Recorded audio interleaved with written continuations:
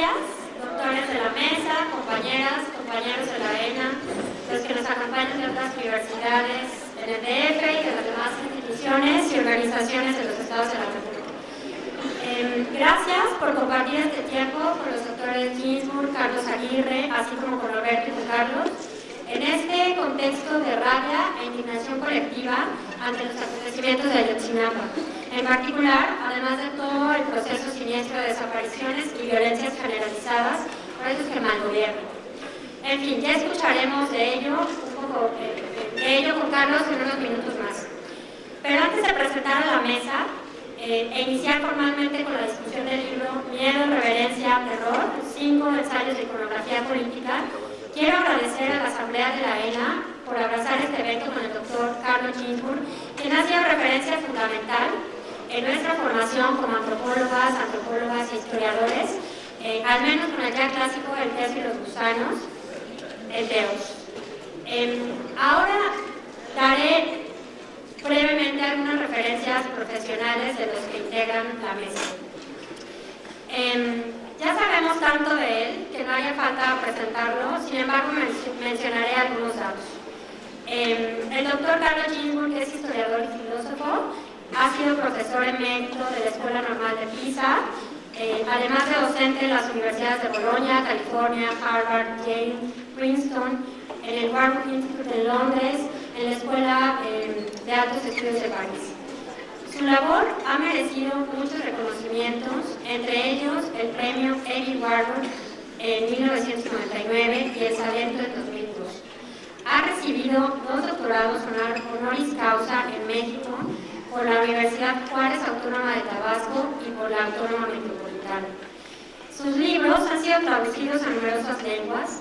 Entre sus obras se encuentran Los Bernardati, Brujería y Cultos Agrarios entre los siglos XVI y XVII, que editó la Universidad de Guadalajara y que por cierto se está vendiendo acá, El queso y los gusanos, El cosmos según un molinero del siglo XVI, Pesquisas sobre Piero, Mitos, emblemas, indicios, morfología e historia, historia nocturna, un desciframiento del aquelarre, El juez y el historiador, acotaciones al margen del caso Joffrey, Ojazos de madera, nuevas reflexiones sobre la distancia y Ninguna isla es una isla, 4 visiones de la literatura inglesa desde una perspectiva mundial, que ha sido editada por la Universidad Autónoma de Tabasco.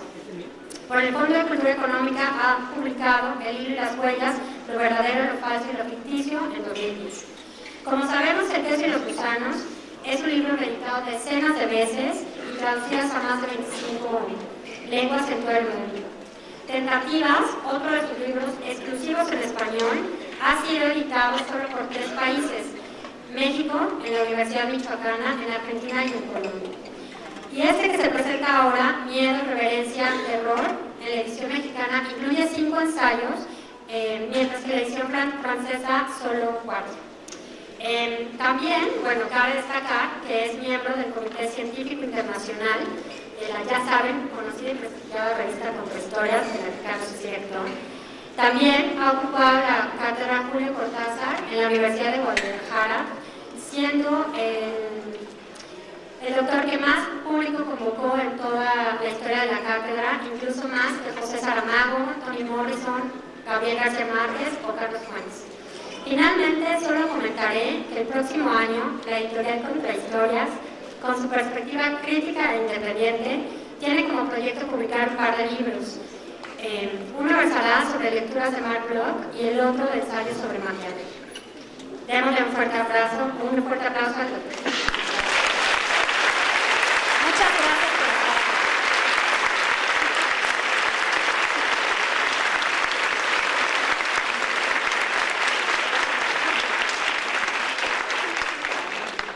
Bueno, también de Carlos Aguirre, ¿qué podemos decir? Si es uno de los profesores de casa, ya sabemos, o al menos así lo consideramos muchos de nosotros. Bueno, ya sabemos que es economista e historiador, y es investigador titular en el Instituto de Investigaciones Sociales de la UNAM. Tiene también, es autor de múltiples libros y publicaciones. Entre los más recientes podemos destacar el Antimanual del Buen Rebelde, Microhistorias Italianas, Modo de empleo, el Manual del mal historiador, Mandar obedeciendo, las destrucciones políticas del neozapatismo mexicano, otros movimientos antisistémicos, pensar lo antisistémico en el siglo XXI, América Latina en la encrucijada, la historia en el siglo XX, Fernando Godel y las ciencias humanas, Contrahistoria de la Revolución Mexicana, Chiapas, Planeta Tierra, entre otros, mismos que se han publicado en diversas editoriales y idiomas. Sus artículos se han publicado en diferentes revistas de México y América Latina, como son en Cuadernos Políticos, Revista Mexicana de Sociología, Boletín de Antropología Americana, Secuencias, Eslabones, Argumentos, Cuicuilco, Signos Históricos y Contrahistorias, entre otros. En América Latina ha publicado en diversos países, entre ellos Brasil, Argentina, Venezuela, Chile, Guatemala y Bolivia principalmente, así como en España. También sus artículos han sido traducidos a diferentes idiomas como inglés, francés, alemán, ruso, portugués, catalán, polaco, rumano, etc. Ha dictado múltiples ponencias y conferencias en distintas universidades e institutos del mundo. Entre ellos, la Escuela de Altos Estudios Superiores en Ciencias Sociales en París, el Instituto de Historia Universal en la Academia de Ciencias de Rusia, en la Universidad de San Carlos en Guatemala, la Universidad Autónoma de Barcelona, en la Universidad de Sao Paulo, en Brasil, en La Habana, la Sorbona en París, el Instituto Politécnico de Macao en China, entre otros. Ha recibido varios premios y distinciones. El último fue el Premio Universidad Nacional en el área de investigación en ciencias sociales en el año pasado. Ha organizado diversas jornadas como la Cordillera Internacional en México, el Coloquio Internacional Los Anales en Perspectiva Histórica,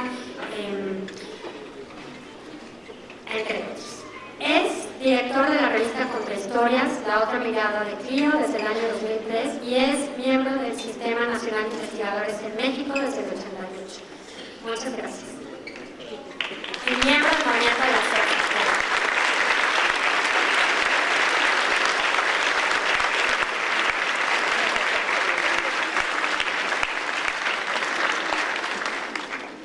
Y bueno, otros dos compañeros también muy queridos es Norberto Zúñiga y Carlos Alberto Ríos, cuyo currículum no es tan largo como el de los dos doctores que lo precedieron, sin embargo, bueno, la calidad es lo que importa. Norberto Zúñiga, Norberto Zúñiga es licenciado y máster en artes en historia por la Universidad Estatal de la Federación de Rusia, tiene la especialidad en historia medieval del 90 al 95. También tiene un máster en historia del programa de estudios sobre Europa, el mundo mediterráneo y su difusión atlántica por la Universidad Pablo de Olavide de Sevilla, en España. Es candidato a doctor en historia por la misma universidad y ha desarrollado temas sobre las relaciones entre la Iglesia Ortodoxa rusa y el Estado ruso en la época de Iván III, siglos XV y XVI, bajo la dirección del doctor Giovanni Levi en Venecia e Igor Pérez Tostado de la Universidad Pablo de Olavide en Sevilla, España. Desde el 97 hasta el momento labora en la Dirección General de Estudios Secundaria Técnica de la SEP como asesor técnico pedagógico en la asignatura de Historia. Ha participado en diversas acciones, en asesorías y cursos de actualización docente, así como en la elaboración de materiales de apoyo en diversos cursos en el DF y en entidades de la República Mexicana. Ha participado en seminarios sobre historia de la religión y antropología religiosa en la Universidad Pablo de Olavide en Sevilla, así como en seminarios sobre historia cultural de la Iglesia, el Estado ruso, en la Universidad Estatal de Voronezh, bajo la conducción de Vladimir Lasev, y el Instituto de Historia Universal de la Academia de Ciencias de Rusia, bajo la conducción del doctor Igor Danilevsky y la doctora Lorena Repino. Ha participado en seminarios sobre historia cultural en la ENA, bajo la conducción del doctor Carlos Aguirre.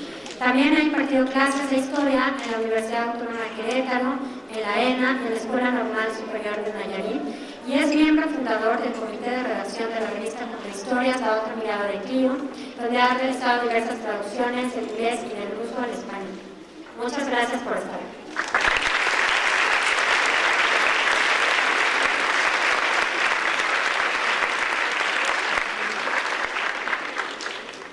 Y finalmente, Carlos Ríos es historiador por la Facultad de Ciencias Sociales de la Universidad Autónoma de Chiapas, maestro y doctor en Historia por la UAM Iztapalapa. Ha sido estudiante del curso de primer nivel, La Libertad según los zapatistas, en la Escuelita Zapatista, acompañado por Mateo Kumabota. Ha sido profesor en la Universidad Autónoma de Chiapas y actualmente es profesor de medio tiempo en la Universidad Autónoma de la Ciudad de México. Asimismo, es miembro del comité de redacción de la revista Contrahistorias, La Otra Mirada de Equilibrio. Gracias por estar aquí.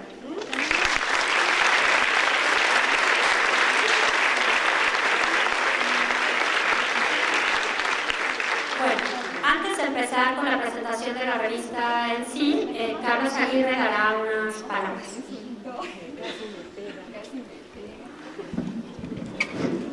Bueno, primero que nada debo hacer una aclaración, y es que tanto Carlos Ginsburg como yo hacemos trampa en términos de currículum, porque somos mucho más viejos que Norberto y que Carlos, entonces es lógico que sus currículums sean un poco menores, pero bueno, esa es solo una aclaración al paso.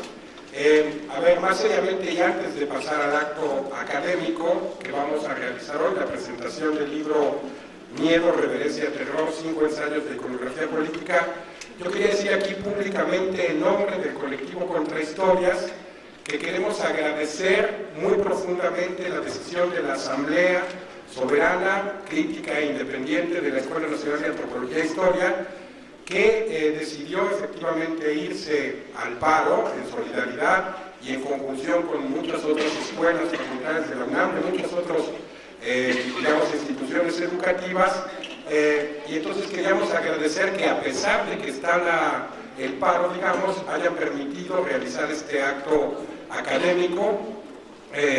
Lo digo porque en nombre del colectivo Contrahistorias, pero también en nombre de Carlos Ginsburg y también en nombre de la doctora Luisa Chiamiti, que está aquí presente, nosotros naturalmente nos unimos al clamor nacional por el hecho de que se encuentren vivos a los estudiantes de Ayotzinapa. Y naturalmente somos absolutamente solidarios con la exigencia al Estado mexicano de que los encuentre pronto y de que los presente vivos. Y quiero agregar solo otro punto que sí es muy importante, porque ustedes han visto la manera ridícula y absurda en la cual el gobierno federal y Enrique Peña Nieto han tratado de voltear las cosas y de presentarse como que ellos son nuestros amigos, son nuestros aliados, y son los que de alguna manera están igual de preocupados que todos nosotros que salimos a las calles por encontrar a los muchachos. Esto es una mentira y una hipocresía absoluta. Enrique Peña Nieto y el gobierno federal, el Estado mexicano que él representa con los gobiernos antes panistas, y hoy con este priismo más autoritario, más represivo que nunca, que está en el poder, son ellos los que crearon las condiciones generales que permitieron la existencia de Ayotzinapa, y que desafortunadamente pueden permitir el día de mañana un segundo, un tercero y un cuarto Ayotzinapa. Y lo digo porque entonces, aunque nos encuentres vivos, el problema no se resuelve. El problema no se va a resolver simplemente porque aprendan y construyan un chivo local, que es precisamente Abarca y su mujer. El problema fundamental y estructural es la estructura autoritaria, represiva y en el fondo capitalista del Estado mexicano. El Estado mexicano es nuestro enemigo, el gobierno de Enrique Peña Nieto es un mal gobierno, y yo debo reiterarlo porque fue un dato del currículum que Laura dijo casi al final, cuando ya estaban los aplausos. El dato quizá más importante de mi currículum, más importante que todo lo que dijo antes, es que soy miembro adherente de La Sexta. Lo digo públicamente y con todo orgullo, y les digo que entonces lo que nosotros en La Sexta, con todos los demás compañeros que están en revuelta hoy, el colectivo Contrahistorias también es parte adherente de La Sexta públicamente, lo que estamos haciendo es exigirle al mal gobierno que presente vivos, pero se lo estamos exigiendo, y no asumimos que es nuestro amigo ni nuestro aliado, y aunque los presente vivos vamos a seguir luchando contra él, porque lo que queremos es destruir este sistema capitalista terrible y nefasto que es la causa de todos nuestros males. Lo que queremos es acabar con este Estado capitalista, con este mal gobierno, y poner naturalmente un gobierno que mande obedeciendo. Esto quería decir para comenzar. Gracias.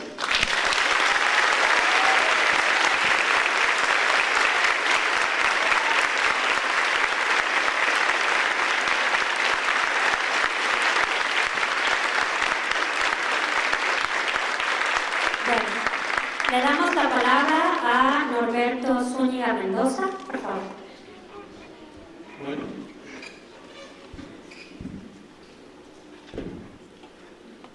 Buenos días a todos. Sí, ¿se escucha? ¿Se escucha ahí? ¿No? Están como los alumnos de secundaria. Voy a preguntar. Buenos días. Es para mí un honor y un profundo júbilo el compartir esta mesa en este auditorio de la ENA, precisamente en este momento, con nuestro autor invitado, el doctor Carlos Ginsburg, con nuestro maestro, el doctor Carlos Antonio Aguirre Rojas, y con mi colega y amigo, el doctor Carlos Alberto Ríos Gordillo, en la presentación de este libro, Miedo, Reverencia, Terror, 5 ensayos de iconografía política, publicado en la colección de los libros de contrahistorias, gracias al esfuerzo editorial y de traducción del doctor Carlos Antonio Aguirre Rojas, y por supuesto, gracias a la generosidad del autor, que ha tenido a bien otorgar su permiso para la publicación en español en México de la presente edición. Carlo Ginzburg, 2 o 3 cosas que sé de él.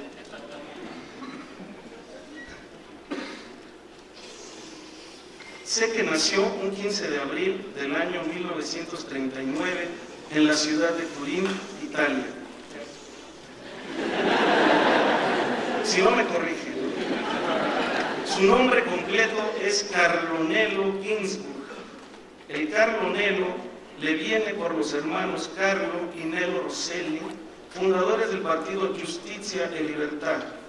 Al igual que aquel chico con quien, a la edad de 10 años y ya terminada la guerra, jugando al fútbol, trabó amistad, encontrando singulares coincidencias, Giovanni Nelo Carlolé.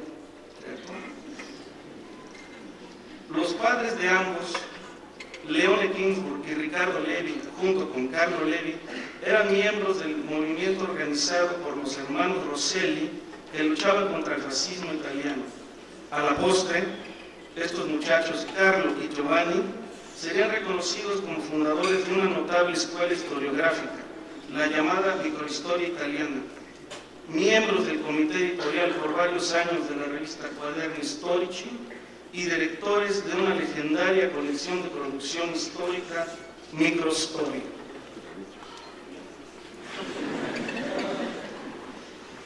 Sé que nació en una familia con una fuerte tradición intelectual. Su padre, Leone, hijo de inmigrantes rusos, fue especialista en Italia en literatura rusa, traductores de autores como Gogol y Tolstoy al italiano, por primera vez incluso. Natalia Ginzburg, su madre, es una reconocida escritora novelista. Ambos participaron desde el año 1933 en la fundación de la hasta hace algún tiempo prestigiosa editorial italiana Einaudi. Leone Ginzburg formó parte de la resistencia antifascista. Detenido, pasó 2 años en el exilio. Cuando casi el régimen fascista llegaba a su fin, regresó a Roma, reintegrándose al activismo político. De nuevo detenido, murió tras ser torturado en la parte alemana de la prisión en Roma en 1944. Sé que en 1957 entró a la universidad, a la Facultad de Filología y Filosofía en la ciudad de Pisa. Por algún tiempo se preguntó qué derrotero elegir, si la literatura, la lingüística o la historia del arte. De adolescente, soñaba con convertirse en un gran escritor o ser un pintor, pero pensó que si tomaba esa dirección se convertiría únicamente en un artista mediocre o tal vez incluso más en un infecundo novelista. Así que renunció a sus sueños tempranos, aunque, asegura, muy probablemente esas elecciones fallidas estén muy presentes en toda su obra. Al fin se decidió por la historia. Nos dice algo que a mi parecer es fundamental y que hasta hoy encontramos presente y constante en sus trabajos. Yo siempre he visto a la historia no como una fortaleza, sino como un espacio abierto para las discusiones más diversas. Es más bien como un punto de partida, parecido a una estación de trenes o un aeropuerto. En cualquier caso, no es una fortificación, una disciplina encerrada en sí misma. Yo siempre he trabajado sobre temas que se ubican en el cruce entre la historia y alguna otra cosa más, la antropología, el arte, la literatura o la filosofía. Mi atracción por la historia me ha permitido mantener la relación con aquellas corrientes intelectuales que no pude escoger en la vida. En Pisa, bajo el impulso de su maestro, el medievalista Arsenio Furgoni, se acercó a los autores de la revista Anales, fundada en 1929 por Marc Bloch y Lucien Febvre. En ese momento encuentra uno de los libros que lo terminaron de convencer sobre su decisión de ser historiador, Los Reyes Taumaturgos, estudios sobre el carácter sobrenatural atribuido al poder real, particularmente en Francia e Inglaterra, de Marc Bloch, descubriendo, a su decir, que nunca antes había sospechado que se podía escribir sobre la historia de manera tan interesante y atractiva. Siguiendo la tradición literaria de sus padres, piensa que una de las novelas que mayormente influyeron en su gesto por la historia, en su gusto, por la historia, fue Guerra y Paz, o La Guerra y la Paz, de León Tolstoy, cuya traducción corrió a cargo de su padre. Por ello, uno de sus mejores consejos a los historiadores es que lean muchas novelas, aunque actualmente, nos dice, pensaré un poco más antes de dar el mismo consejo, pero no porque haya cambiado de opinión, sino porque su propuesta podría ser incomprendida. Cito: ya que se podría pensar que él, Ginsburg, comparte la idea central del posmodernismo y que es esta: entre el texto artístico, la ficción, y el texto histórico, supuestamente no hay diferencia aparente, ya que cualquier narración o relato son una construcción y, por tanto, en última instancia, son una ficción. Esta idea del posmodernismo acerca de que entre ficción e historia no existe distinción alguna ha sido el objeto de sus combates por la historia en los últimos al menos 25 años. Carlo Ginzburg no escribe la verdad entre comillas, no propone una versión ingenua de la verdad. Su pelea es por las fuentes contra los positivistas ingenuos y escépticos. Le parece que el escéptico es un ingenuo o falso ingenuo, pero la realidad existe, y la realidad de la muerte existe también para los que la niegan. Sé que Carlo Ginzburg es uno de los más grandes historiadores contemporáneos. Sus trabajos han contribuido a definir una serie de itinerarios y rutas en el desarrollo de la ciencia de la historia de nuestra época.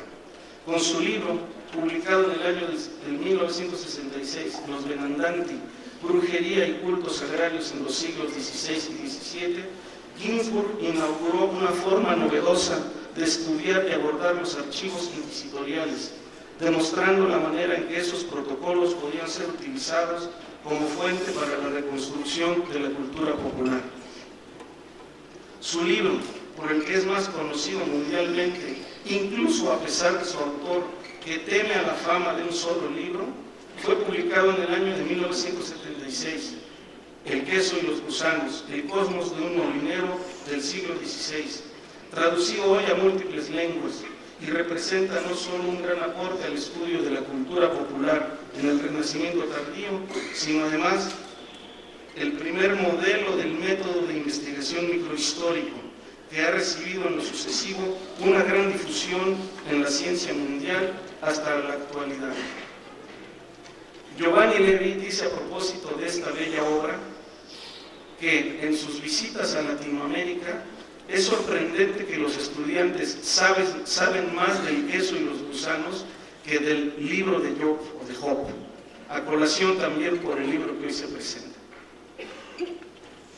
El queso y los gusanos, a decir del doctor Aguirre Rojas, es un modelo de historia crítica para el análisis de las culturas subalternas, donde Ginzburg se deslinda de la limitada historia de las mentalidades predominante en ese momento, que ignoraba el conflicto social también presente y determinante dentro de la esfera cultural. se distancia de ese modelo de historia cultural que imposibilita captar en sus diferencias y especificidades a esas culturas de las clases subalternas. Pero una gran resonancia la ha tenido y tiene aún su artículo, publicado por primera vez en 1979, Huellas, raíces de un paradigma indiciario, convirtiéndose no solamente en uno de los manifiestos de la perspectiva microhistórica italiana, permitiéndonos además una mirada completamente renovada hacia la historia del conocimiento en las humanidades. Sobre ello, Bolívar Echeverría mencionó que en el paradigma indiciario de Ginsburg hay una condición epistemológica. Lo real es constitutivamente enigmático, lo real oculta algo y su verdad es algo sospechoso. Las apariencias engañan. En la historia de las pequeñas vicisitudes se esconde la verdad de las grandes cosas. Se trata de ese algo que necesita ocultar la realidad social. El indicio es interpretar, reconstruir algo de un acontecimiento. Sé que el término microhistoria ha sido entendido erróneamente y que Ginsburg, dice hoy, no lo utilizaría tan abiertamente. Nos explica. La microhistoria no necesariamente tiene que ver con gente pequeña o con destinos individuales. No se refiere a la pertinencia, importancia, condición social o dimensión metafórica del sujeto. Lo micro se refiere a la mirada. Es de hecho una cuestión de escala, pero de escala de observación. Bajo el microscopio, apunta Ginsburg, se puede ver un pedazo de la piel de un elefante o el ala de una mosca. La microhistoria no elige entre las moscas y los elefantes. La microhistoria se centra en fijar la mirada en el objeto de la investigación. La idea central radica en entender lo que está detrás de las generalizaciones históricas. Por lo tanto, los microhistoriadores italianos no se oponen a una supuesta distinción entre lo micro y lo macro. Tal cosa no existe, nos dice Ginsburg. No se oponen a las generalizaciones. Uno de los objetivos de la microhistoria es llegar a otras generalizaciones, más sólidas y profundas, con un análisis de la interacción entre los niveles micro y macro en diferente perspectiva. Sé que el libro que hoy presentamos a ustedes, Miedo, Reverencia, Terror, ensayos de iconografía política, ha tenido ya su referente en un artículo seminal del autor, publicado en el año de 1966, de Warburg a Gombrich, Notas sobre un problema de método. Ginsburg, siguiendo a Warburg, busca las huellas de algo que ha quedado sepultado por el tiempo, indaga las creencias científicas y religiosas, las festividades y la literatura, la magia y la astrología. Encuentra, al igual que Warburg, en la noción de supervivencia, el motivo central de su mirada antropológica sobre el arte occidental, interrogando en su historia misma la memoria actuante en las imágenes de la cultura.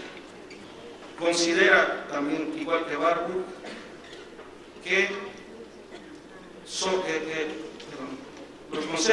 importantes los conceptos que aparecen en sus textos de Warburg, como las fórmulas de emoción, las pathos formen, o la vuelta a la vida de lo antiguo. Warburg ya había advertido que analizar la obra de los pintores del Renacimiento desde un punto de vista formal era insustancial. Las teorías de la pura visibilidad y los modelos formalistas rechazaban la limitada historia de los biógrafos, genealogistas, recopiladores de anécdotas y autores de crónicas, como señala Wolfling, y relegaban el contenido de la obra para estudiar la forma representativa y el desarrollo interior del arte. Los ensayos reunidos en este libro tratan temas muy diferentes los unos de los otros, pero todos ellos están vinculados al tema de la iconografía política con un hilo conductor como instrumento analítico que les es común. Justamente la noción de pathos formum, las fórmulas de emoción, propuesta por Avi Warburg hace más de un siglo. Ginsburg traza la posible e inexplorada génesis del término en Warburg desde el lingüista Osthoff, pasando por Darwin, explicándonos las implicaciones y tensiones de los significados y representaciones de las expresiones de las emociones. Dicha tensión, nos dice, tiene sus raíces objetivas. y en eso consiste el aporte y contribución de Ginsburg en este libro. La transmisión de estos Pathos-Formeln depende de contingencias históricas, ya que las reacciones humanas frente a esas fórmulas dependen de contingencias completamente diferentes, en el seno de las cuales los tiempos más o menos breves de la historia se entrelazan con los tiempos muy largos de la evolución.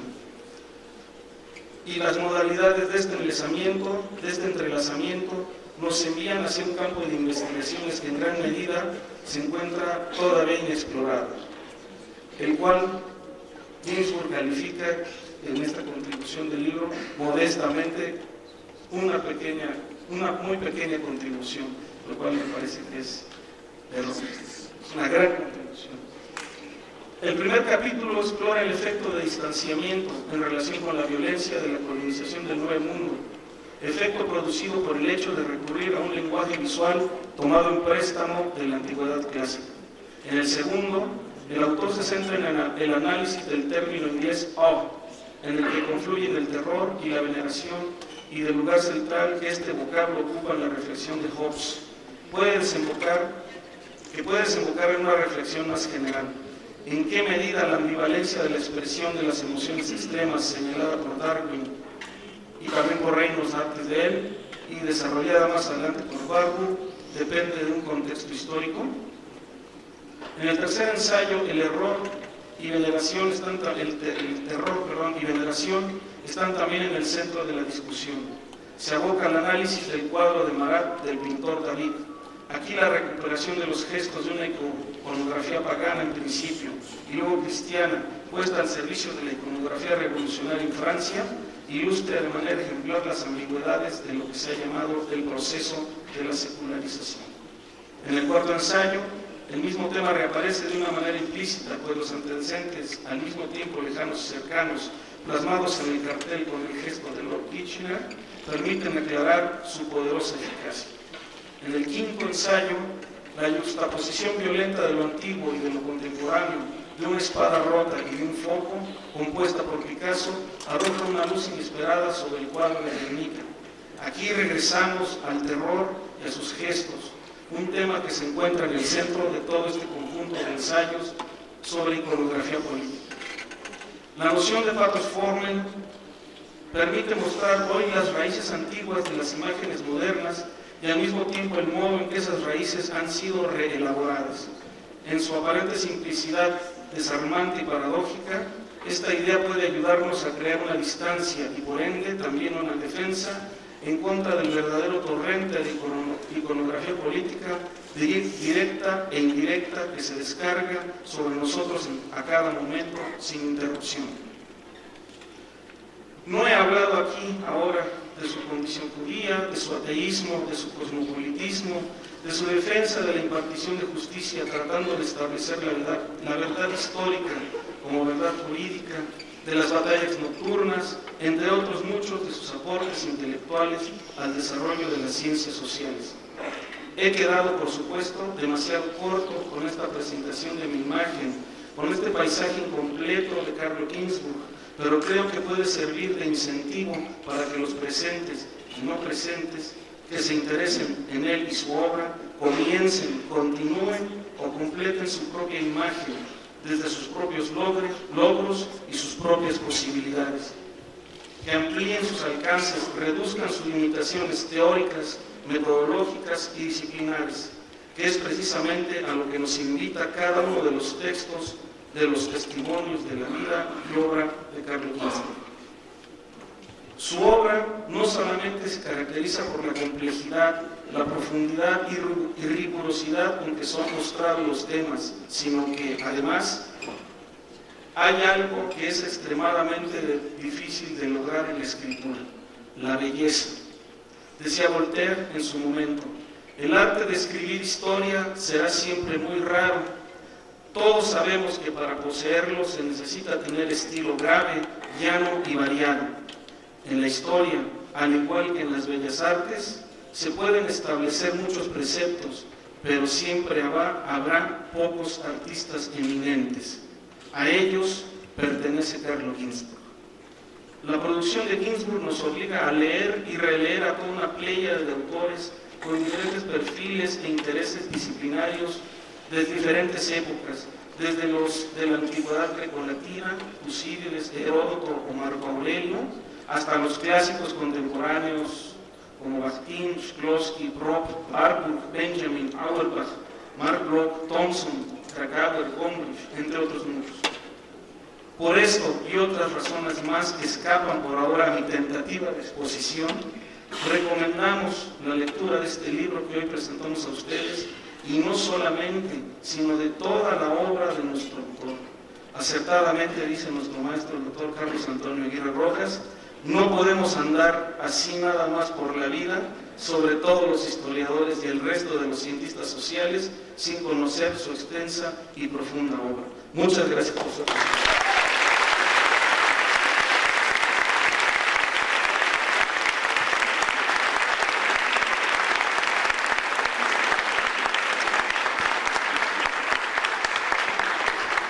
Muchas gracias, doctor Zúñiga, y ahora damos la palabra al doctor Carlos Alberto Ríos.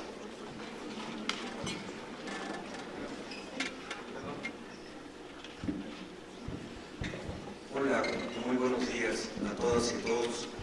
Es un gusto y un motivo de orgullo y satisfacción personal estar aquí en esta mesa, en este día dedicado con justicia, en solidaridad a los 43 compañeros desaparecidos de Ayotzinapa. Es un gusto estar entre todas y todos ustedes, amigas, amigos, compañeras, no solamente en las aulas, sino también en las barricadas. Es un gusto estar aquí nuevamente con compañeros de Contrahistorias y también, sobre todo, con Carlo Ginsburg. Memoria, distancia y terror, reflexiones a propósito de un libro de Carlo Ginsburg. ¿Cuál es la relación entre una copa de plata dorada de calidad extraordinaria y excepcional iconografía con el frontispicio del célebre Leviatán de Hobbes? Y cómo esta relación nos permite estudiar, en el primer caso, el efecto del distanciamiento europeo sobre la violencia de la colonización del Nuevo Mundo, producido a través del recurso, censurado por la piedad de la Edad Media, al lenguaje visual y los gestos del paganismo orgiástico de la Antigüedad clásica, mientras que en el segundo nos invita a profundizar en las razones del nacimiento del Estado a través del terror y la veneración que para Hobbes eran fundamentales? ¿Cuál sería entonces la relación de ambos con un cuadro del pintor David dedicado a Marat, creado en los años de la Revolución Francesa, que recuperó los gestos de la iconografía pagana y más adelante cristiana para adecuarlos a las necesidades de la iconografía propiamente revolucionaria? Pero además, ¿cómo se vincula todo ello con el famoso póster de Lord Kitchener, cuyos gestos fueron tan eficaces para el reclutamiento de civiles en la Primera Guerra Mundial y cuyo lema, "Tu país te necesita", tendría tal impacto que el póster sería reeditado en otras naciones, incluso rivales a Inglaterra? Y finalmente, en este juego de aproximación de formas, emblemas e indicios, ¿qué lecciones pueden aprenderse de la observación de una espada rota y de un foco en el Guernica de Picasso? Es decir, ¿cuál es la relación que existe entre casos tan extraordinariamente distintos como son una copa de plata dorada, un libro de Hobbes, los cuadros de David y Picasso y el póster de Kitchener? En el núcleo de todos estos ensayos sobre iconografía política se encuentra el objetivo del estudio de Carlo Ginsburg, el terror y sus gestos. Esta es la conclusión, pero ¿cuál es el procedimiento del que ha surgido? Miedo, reverencia y terror, 5 ensayos de iconografía política, representa una condensación de la experiencia que sobre estos temas ha adquirido su autor, mas no por el hecho de que este libro sea una simple compilación de ensayos reunidos por él, sino porque tiene un carácter excepcional. La unidad del libro no es solo, y quizá no sea siquiera la más importante, de carácter temático. No son los casos de estudio, la copa, el libro, los cuadros y el póster lo que representa el primer rasgo de osadía y originalidad. Es más bien una apuesta cognoscitiva que en Ginsburg adquiere todo el carácter de un síntoma y representa una semejanza de familia. La actitud experimental del grupo de estudiosos de microhistoria, surgido en Italia a finales de los años 70 del siglo XX. Es por ello que, como él mismo ha señalado, la especificidad de la microhistoria italiana debe buscarse en esta apuesta cognoscitiva. Y como él ha escrito, esta actitud se basaba en la aguda conciencia de que todas las etapas que marcan los ritmos de la investigación son construidas no dadas. Todas, la elección del objeto y su relevancia, la elaboración de las categorías por medio de las cuales se lo analiza, los criterios de prueba, los patrones estilísticos y narrativos por cuyo intermedio se transmiten al lector los resultados. Esta acentuación del momento constructivo inherente a la investigación se debe al hecho de que es ahí donde se encuentran las dudas, las títesis y antítesis, las disensiones textuales, las opiniones interpretativas, los presupuestos ideológicos e incluso la irrupción saludable del azar. Es el momento de pensar el caso y de construirlo. Y todo ello interviene en el riguroso gioco di pazienza del análisis textual y el descubrimiento erudito, que no constituye la historia de la que el libro da cuenta, sino la historia de la construcción del mismo. Una historia que ha corrido de forma paralela pero velada, escondida tras el peso del trabajo terminado, los resultados y los datos concretos, que es la imagen de la primera. Quizá a esta condición se deba la forma en cómo Ginsburg escribe la historia, experimentando la libertad intelectual de sentirse un forastero, viajando continuamente de un tema a otro, entrando y saliendo en tiempos y geografías de los más variados, descifrando los elementos que se encuentran dentro de un problema, identificando su proveniencia, explicando las razones de su permanencia y relacionándolos con otras formas parecidas, encontrando así una profunda afinidad morfológica entre ellas, aun cuando estos hallazgos se dieran al margen del caso estudiado. Con justa razón, a raíz de una entrevista, él decía: la mirada del historiador es más relevante que su objeto de estudio. Por todo ello, sus ensayos han adquirido esta forma, una argumentación en términos problemáticos que es tanto una forma excelsa y particular de narrar como de construir las preguntas de la investigación. De esta manera, sus ensayos, el género literario que ha privilegiado desde que en 1989 publicó Historia Nocturna, un libro cuya temática fue descubierta sin embargo un cuarto de siglo antes con los Benandanti. Sus ensayos entonces tienen esta característica. Al final no se encuentra únicamente la solución del problema, sino sobre todo la formulación del mismo. El ensayo representa tanto la argumentación de cómo ha sido armada la investigación, al igual que su propio resultado. Por ejemplo, en un libro dedicado a la literatura inglesa, y a partir de una mirada retrospectiva, él reflexionaba sobre este procedimiento y decía: pero, ¿cuál era la pregunta? Al final solo la investigación me permitiría formularla. Desconozco si comenzar por el fin, por la solución, y proceder hacia atrás es la manera como los demás practican el trabajo intelectual. Tengo la impresión de que en mi caso esta propensión se ha acentuado con el paso del tiempo por razones tanto objetivas como subjetivas. Me parece que esta operación intelectual es la que, a modo de una potente corriente submarina que desde el fondo agita las aguas de la superficie, permite explicar tanto la estructura de los ensayos como la manera en la cual el historiador construye las preguntas de sus investigaciones. Este rasgo, aunado al rechazo explícito de las implicaciones escépticas o posmodernas que él ha debatido frontalmente, es lo que en conjunto representan, como él ha escrito, el doble carril por el cual transita todo su trabajo. La noción de pathos formel, fórmulas de noción que él ha recuperado de Barbour y que permite descubrir las antiguas raíces de las imágenes modernas, le ha servido para elaborar los 5 ensayos que integran A miedo, reverencia, error. Sin embargo, no es un simple préstamo de una noción que no ha sufrido maleabilidad alguna. Ginsburg lo aclara desde el prefacio del libro, el uso, en parte nuevo, que yo hago aquí de ella. Así, esta noción propuesta por Barbour desde hace más de un siglo ha influenciado al historiador, particularmente en este libro que hoy presentamos, pero cuya impronta se ha filtrado en libros anteriores como Pesquisa sobre Piero y Mitos, emblemas e indicios. Siendo situada en una de las preocupaciones centrales de Ginsburg, la tensión entre morfología e historia, en la cual se encuentra tanto esta noción de pathos formum como el objetivo central del libro, el estudio del terror y sus gestos, o sea, el miedo y la reverencia. El estudio de estas formas y sus conexiones ha requerido, como Ginsburg señaló, de una especie de sonda para medir la ubicación de un estrato inaccesible a los instrumentos habituales del conocimiento histórico. Por lo tanto, estas formas y sus conexiones han sido sometidas a un procedimiento intelectual que permite hacerlas visibles, exhumándolas de su condición oculta para comprenderlas en su propia dinámica y observar sus transformaciones en diferentes estratos o capas de historia lenta que sin embargo se mueve y lo hace incluso en la actualidad. De acuerdo con ello, al ser posible ver los datos en su relación mutua y sintetizarlos en un modelo general, sin que esto tenga la forma de una hipótesis sobre el desarrollo temporal, como decía Wittgenstein, el abordaje ha sido emplazado con la intención de encontrar las profundas homologías y sus conexiones con otras formas, aun cuando estén presentes en otros casos y no paren de transformarse.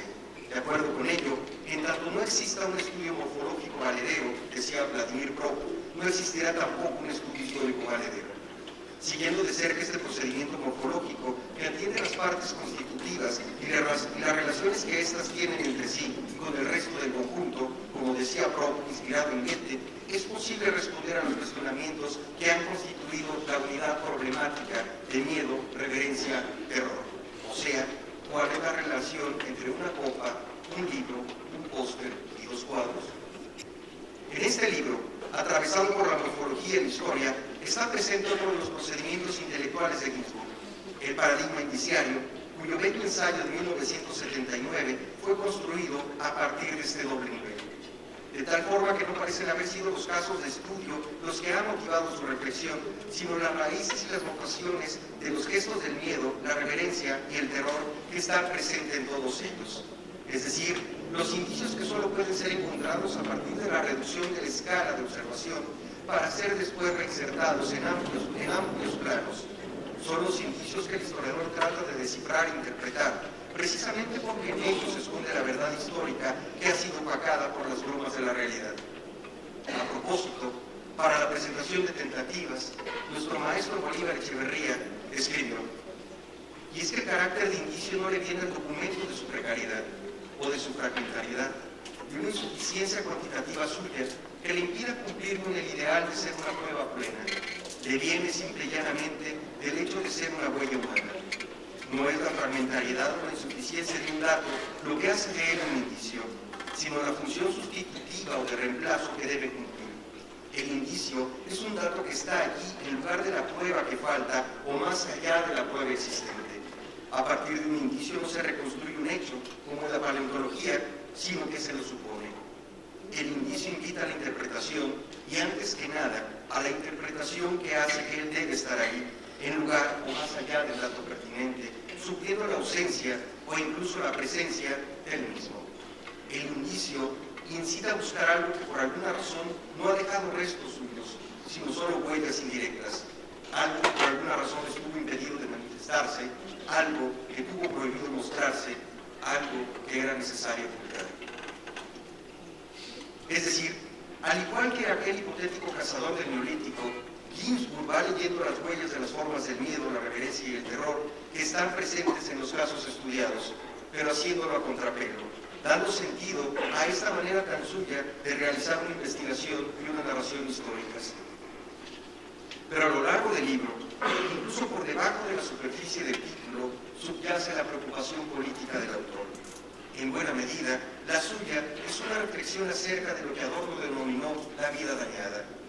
Si estamos subyugados por mentiras de la que nosotros mismos somos los actores, como advierte Ginsburg, esta idea, en su peligrosa simplicidad, puede ayudarnos a crear una distancia y por ende también una defensa en contra del verdadero torrente de iconografía política, directa e indirecta, que se descarga sobre nosotros a cada momento sin interrupción.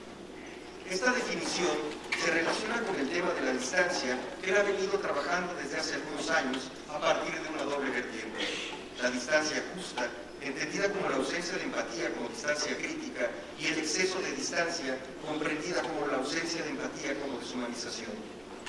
Para un lector ubicado en una geografía incendiada, como es la nuestra, las reflexiones de Ginsburg permiten comprender la circunstancia histórica por la cual atravesamos. Por un lado, la ausencia de empatía como distancia crítica permite entender la normalización de la violencia que ha conllevado a la familiaridad con la misma. Convertido en una gigantesca fábrica de exterminio de la vida humana, nuestro país ha producido más de 150.000 muertos desde que comenzó la narcoguerra. Y una vez iniciado el proceso, su carácter excepcional se ha difuminado hasta convertirse en la terrorífica normalidad en la que hoy vivimos.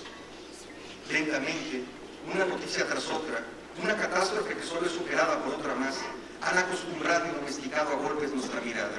al grado que hoy día nos hemos familiarizado con el miedo y el terror al precio de minimizarlo para soportarlo. Descuartizados, encarcelados, disueltos, encobijados, descabezados o levantados, representan las dimensiones de una violencia entendida como algo excepcional normal. Pero esta asimilación nos ha permitido sobrevivir no fuera de la violencia, sino junto a ella, no como algo ajeno al individuo, sino como parte de él.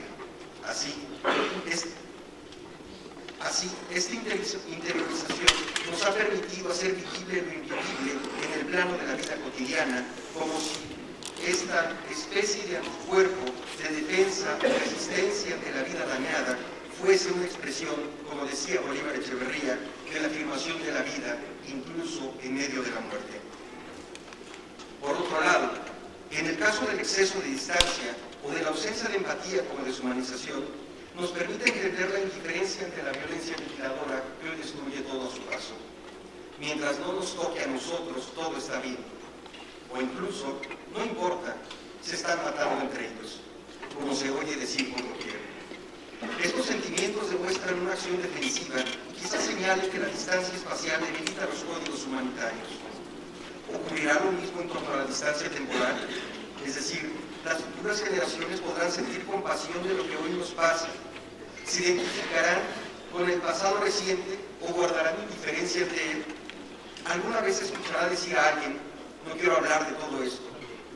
Al igual que con el Holocausto, aquí también habrá negacionismo y revisionismo históricos, disputas por la memoria e intentos de blanquear esta historia con la intención de construir un pasado muerto. O bien, el grito de combate: vivos se los llevaron, vivos los queremos, seguirá siendo una tecnología de la protesta, como lo es hoy en el caso de los 43 estudiantes de Ayotzinapa, a quienes reclamamos vivos y de inmediato.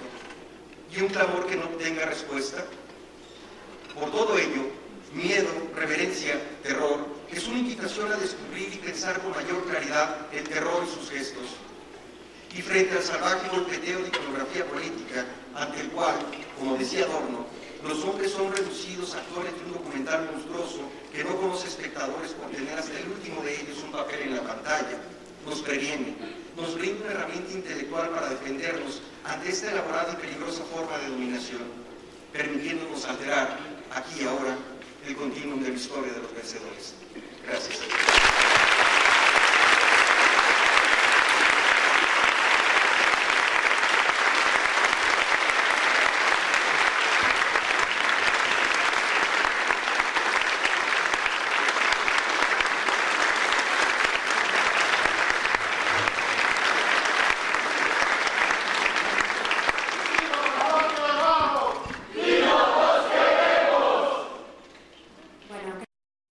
Gracias a Carlos Alberto Ríos. Y ahora le damos la palabra al doctor Carlos Aguirre.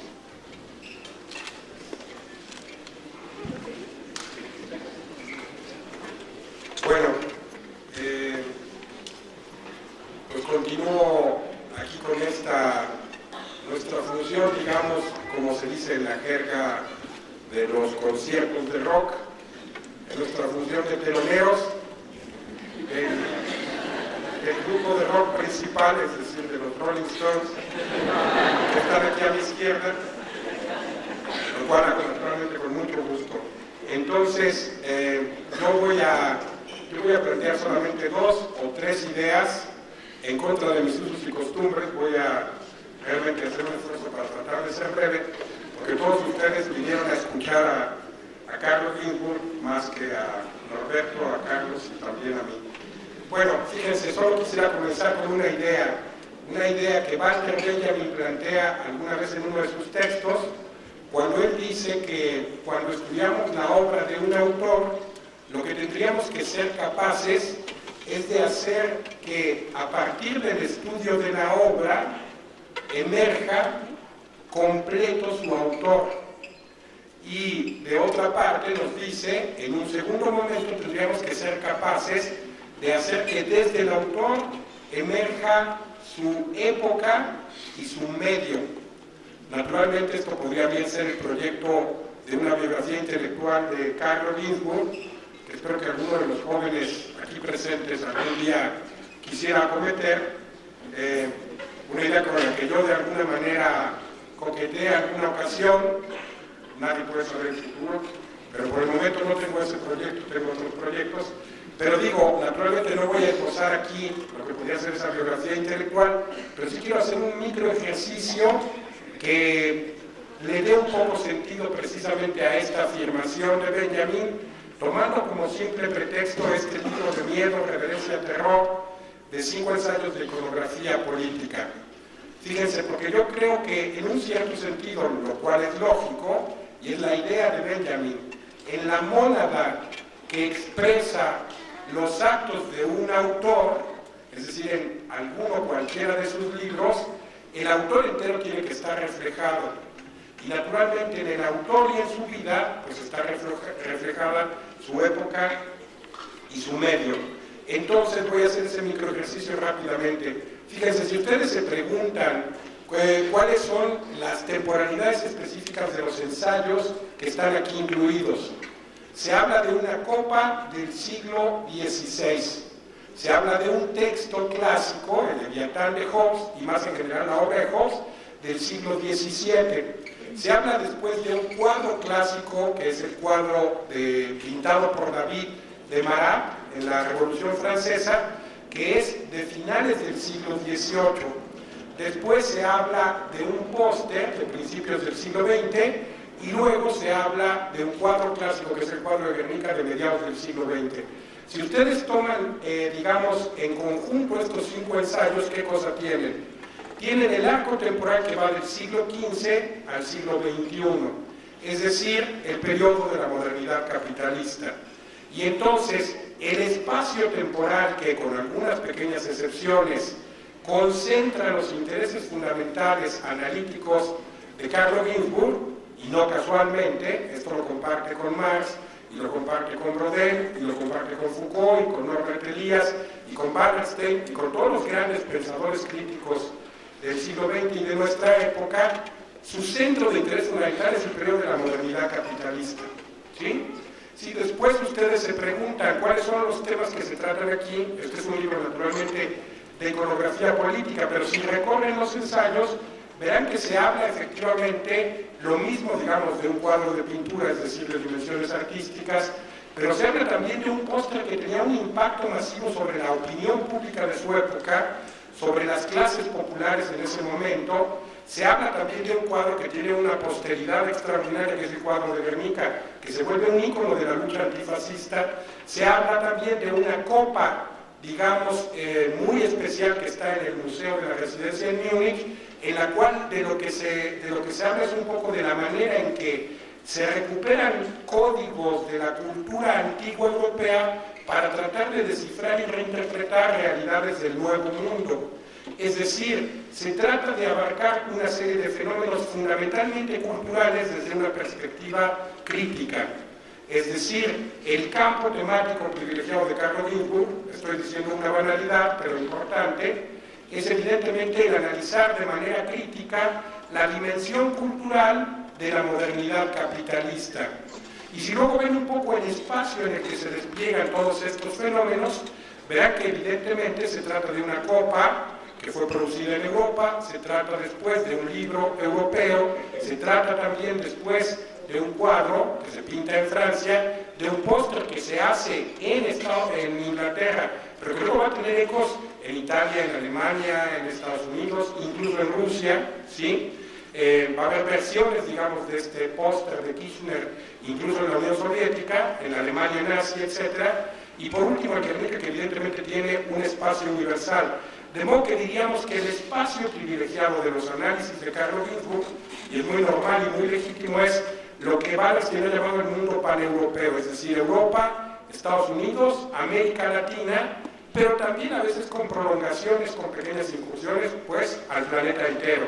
Pero podríamos decir en cierto sentido largamente el espacio occidental. Fíjense, termino, digamos, esta primera idea simplemente, pero quiero decir, porque si ustedes toman ahora el conjunto de la obra de Carlo Ginzburg, verán que en general lo que está tratando de hacer Ginzburg es analizar una serie de fenómenos culturales del más diverso orden, siempre desde una perspectiva crítica, y voy a volver a este punto, ¿sí?, del mundo paneuropeo y algunas prolongaciones, ¿sí?, como su campo general o las coordenadas fundamentales que definen su obra. Esas naturalmente están presentes y determinan la configuración de los contornos generales de este libro de miedo, reverencia, terror. Bueno, Ginsburg trata aquí muchísimos problemas, muchos de los problemas que le preocupan. Yo no puedo hablar de todos, pero solo quise elegir dos fundamentales que por lo demás tienen mucho que ver con la situación actual que estamos viviendo en México, pero no solo en México, también en América Latina y en un cierto sentido en el mundo entero, en el planeta entero. Fíjense, dado que se trata de ensayos de iconografía política, una de las tesis fuertes que Ginsburg va a plantear y que va a estar acosando, bueno, Ginsburg tiene un sistema muy singular, él lo ha dicho explícitamente, los prevengo a ustedes porque lo han encontrado en sus textos y lo van a encontrar también aquí. Él sigue sistemáticamente una política o una pedagogía hasta cierto punto de la decepción. Bueno, quizá exagero. ¿De la decepción en qué sentido? Explico para que no se malinterprete. Ginsburg construye todas las premisas y todos los elementos del tratamiento de un problema, va a ser una construcción fantástica, súper erudita y magnífica, y cuando llega al final de su artículo, nos plantea el punto de partida donde nosotros quisiéramos comenzar la lectura del texto. O sea, su conclusión es cuando nosotros decimos, ah, ya entendí y ahora explícame las consecuencias. Pero entonces nunca va a explicar las consecuencias, porque nos da todas las premisas, nos plantea el problema, nos da la pista para la solución y luego la solución la tenemos que construir nosotros mismos. Pero lo hace con toda conciencia, ¿eh? Yo he discutido con él al respecto, bueno, en fin, él dice, bueno, obviamente, y tiene toda la razón, que él desprecia a muchos autores gringos que comienzan la primera página diciendo, lo que yo voy a hacer es ta, y después ya lo hacen aburridamente, entonces uno dice, con leer la primera página hubiera bastado.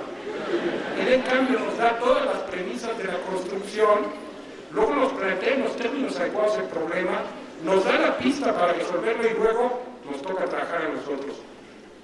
Aclaro esto porque entonces, en varios de sus ensayos en este libro plantea un problema fundamental que es el problema, fíjense, de la determinación y definición de lo que es el Estado moderno. Este Estado que estamos padeciendo hoy en el mundo entero, el Estado capitalista. Y entonces, fíjense, la tesis hipersugerente que él está planteando es, ¿qué tal que pensamos al Estado moderno desde la lógica que el Estado actual está usurpando un espacio que durante la Edad Media fue ocupado fundamentalmente por la Iglesia? Esa es la hipótesis principal de Carlo Ginzburg, acosada, repetida, reiterada, perseguida un poco por distintas entradas en este libro fundamental. Bueno, no es la única, pero sí es una de las centrales fundamentales. Todos ustedes han leído a Dostoyevsky, todos ustedes leyeron Los Hermanos Karamazov, fíjense, y los que no lo han leído sé que saldrán rápidamente, comprarán el libro y lo leerán rápidamente. No saldrán rápidamente, ya después de que acabe el acto. Cuando acabe el acto saldrán rápidamente, comprarán Los Hermanos Karamazov y lo leerán, porque fíjense, la definición que da ahí Dostoyevsky de lo que es la Iglesia, ¿sí? Él está pensando en la Iglesia rusa, pero esto vale para todas las iglesias del mundo. La Iglesia es autoritaria, la Iglesia es jerárquica, la Iglesia es absolutamente totalitaria, no acepta rivales, ¿sí? La Iglesia obviamente subraya las diferencias entre los distintos estratos. La Iglesia evidentemente es apabullante, ¿sí? Se impone sobre nosotros y nos requiere o nos demanda una servidumbre absoluta. Y la Iglesia es también toda una serie de rituales que tratan de remarcar el carácter sacro o sobrenatural de sus miembros fundamentales. Todos nosotros somos mortales comunes y los miembros de la Iglesia, en cambio, tienen una conexión privilegiada, extraña, que nosotros no entendemos, que es la conexión con Dios. ¿Qué quiere decir esta hipótesis?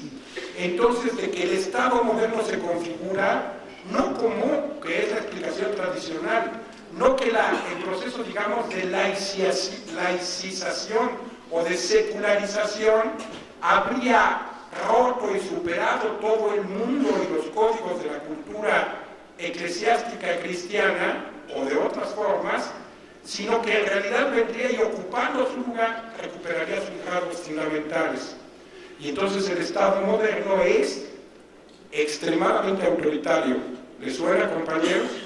El Estado mexicano, pero también el ruso y también el norteamericano y el francés y el italiano, son absolutamente jerárquicos y son absolutamente totalitarios, no aceptan rivales y son apabullantes, y todas las clases políticas del mundo, con toda su ridiculez enorme, y eso incluye a todos los partidos de derecha, de izquierda, de centro, de partidos enanos, todos ellos de veras se creen seres sacados del cielo, que nos hacen el favor y nos conceden el perdón de bajar a la tierra a hablar con nosotros los ciudadanos comunes y los ciudadanos de a pie.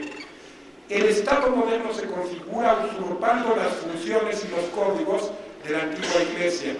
Pero entonces fíjense, Ginsburg agrega una idea que me parece que es maravillosa y que él está entresacando de Hobbes, pero que a la vez la prolonga en sus consecuencias fundamentales, que es la pregunta que hoy todos debemos hacernos, aquí en México y en todo el planeta.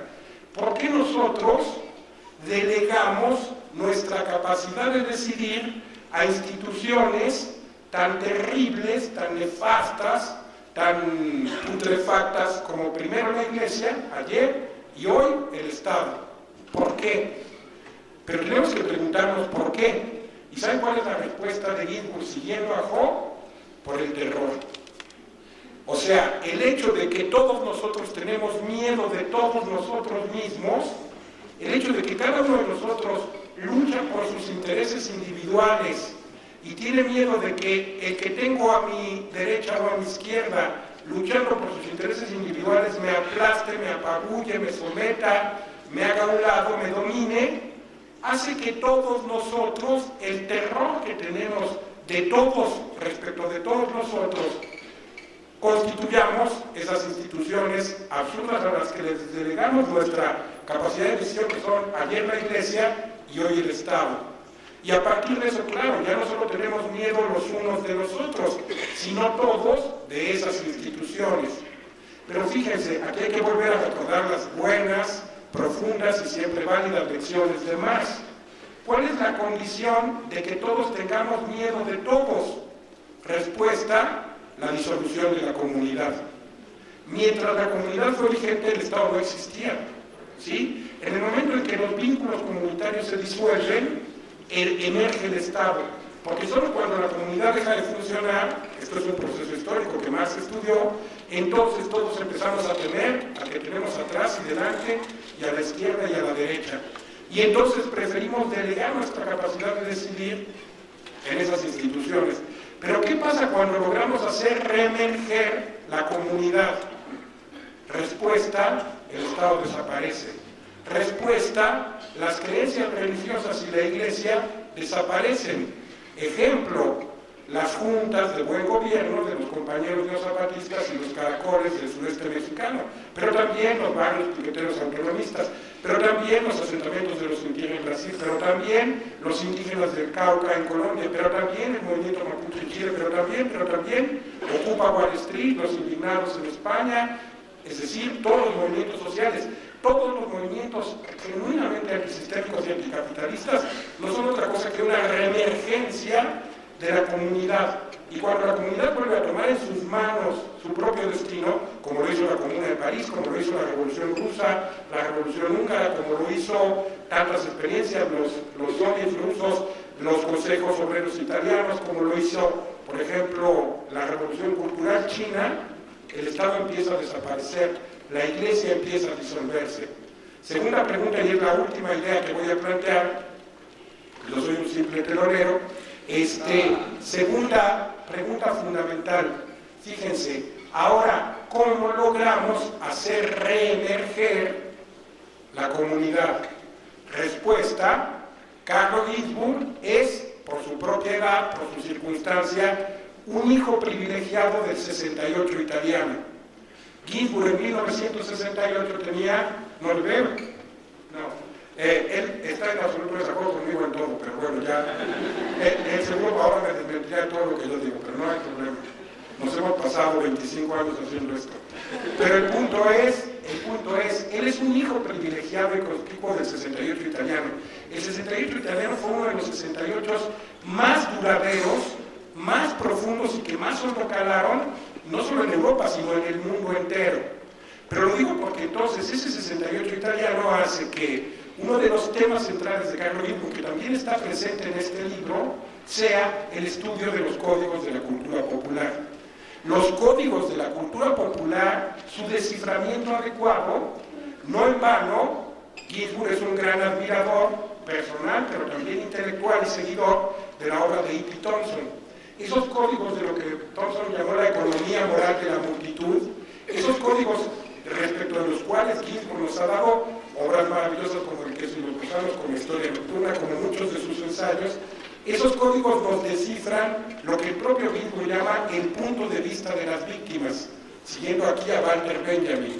Bueno, tenemos que entender bien los códigos de esa cultura subalterna, como le llama él, siguiendo a Gramsci, más que cultura popular, si queremos entender cómo reconstruimos la comunidad, cómo reconstruimos estructuras comunitarias, cómo hacemos reemerger esas condiciones que nos permitan disolver el miedo que nos tenemos entre nosotros, matar ese egoísmo rampante que el capitalismo nos induce y no inocentemente, justo para evitar nuestra movilización, y poder empezar a organizar movimientos genuinamente anticapitalistas que puedan efectivamente matar, destruir, eliminar a esta lacra terrible, ya en proceso de agonía, pero que es muy destructiva y muy grave, que es precisamente la lacra capitalista, la lacra del sistema mundial capitalista que hoy domina todavía, desafortunadamente, un poco en todo el planeta. Fíjense, podría seguir, pero no voy a seguir porque ustedes vinieron a escuchar a Carlo Ginzburg, pero yo les diría, en este libro está esta tesis sobre el Estado, en este libro está la iconografía política, en este libro está la preocupación de Carlo Ginzburg por el arte, en este libro está sus filiaciones con Mark Bloch, sus filiaciones con Andy Warhol, su deuda con E.P. Thompson, y también diré esto para provocarlo, su deuda profunda con el más grande historiador de todo el siglo XX, que se llama Fernand Braudel. Eso obviamente no está de acuerdo, pero sí. Pero tiene una deuda muy profunda porque todos los textos de Carlo Ginzburg son ejercicios brillantísimos y logrados de la aplicación de la perspectiva browniana de la larga duración. Aquí está todo Carlo Ginzburg, como era lógico. Entonces, en estos 5 ensayos, breves pero todos luminosos, en este libro fantástico, que reitero lo que dijeron mis compañeros, tanto Roberto como Carlos, que le agradecemos públicamente de manera profunda a Carlo Ginzburg habernos cedido el derecho de publicarlo aquí en Contrahistorias, y que se va a agotar muy rápido porque solo pudimos hacer 1000 ejemplares, y me cuenta que ahorita ya se vendieron como 200, así que si no lo compran hoy, quizás ya no podrán comprarlo, pero se van a hacer fotocopias, eso no hay problema. Miles de fotocopias. ¿Saben que hay miles más de fotocopias del queso y los gusanos que libros impresos? Y libros impresos debe haber más de 100,000 en las 26 lenguas en que está editado. Pero bueno, eso entre paréntesis, lo pueden fotocopiar, pero siempre es mejor tenerlo, digamos, real, ¿no? Porque la fotocopia en 100 años se degrada y sus bisnietos no podrán leerlo y sería una gran tragedia. Bueno, el punto es entonces, que no voy a insistir en esto, pero aquí está todo Carlo Ginzburg, y entonces los invito cordialmente a procurarse el libro como sea, bueno, no exageremos, es decir, comprarlo o fotocopiarlo, otros modos pueden causarnos otros problemas, pero igual en las librerías son lícitos, pero bueno, en fin, y leerlo porque es realmente un libro fantástico. Bueno, muchas gracias.